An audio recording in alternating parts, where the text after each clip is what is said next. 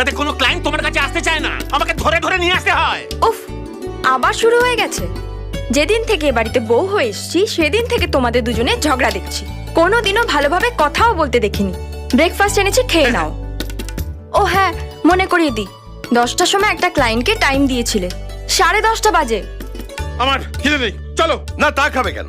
আগেই তোমার মাথা খেয়ে বসে আছো। বাহ, ছোট নবাব কি বিছানা থেকে উঠেছে নাকি এখনো ঘুমোচ্ছে? সবে কলেজ শেষ হয়েছে, একটু শুতে দিন না বেচারাকে। বেচারা? তোমার বেচারাকে কষ্টের টাকা দিয়ে ফ্যাক্টরি করে দিয়েছি, তার একটা টাকারও হিসাব দিয়েছে? আমার মনে হচ্ছে পুরো টাকাটাই জ্বলে গেল। কুলাঙ্গার কথা।